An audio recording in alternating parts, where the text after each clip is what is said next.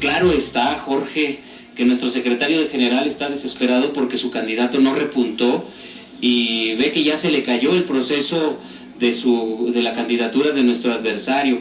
Y bueno, yo no veo otra cosa más de que mano negra. Lo que quiere es revolver el agua, lo que quiere es desestabilizar, confundir a los trabajadores de telesecundaria, porque hemos estado muy fuertes, muy trabajadores en la campaña y eso le desespera. Ustedes me preguntarán por qué. La sociedad lo sabe. Felipe Meraz tiene temor a que ganemos nosotros y que busquemos en dónde están las cuotas sindicales. No sabemos en dónde están las cuotas sindicales. Felipe Meraz, como ustedes saben, se quedó con las claves de los trabajadores que están frente a grupo, de los maestros que están en el GIS.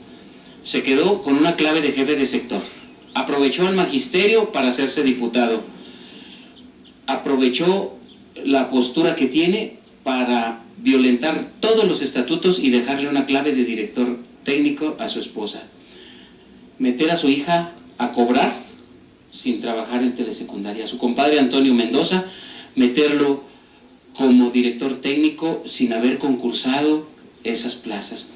Sergio Sánchez Valenzuela como supervisor, su compadre Sergio Sánchez Valenzuela como supervisor, sin haber concursado. Esto es una ofensa grande para los trabajadores y esa es muestra de la desesperación que tiene Felipe Meraz. Por eso mandó a 2 terceros, a 2 ajenos, a meter la impugnación en mi contra, cuando sabe que los tiempos ya pasaron, Jorge.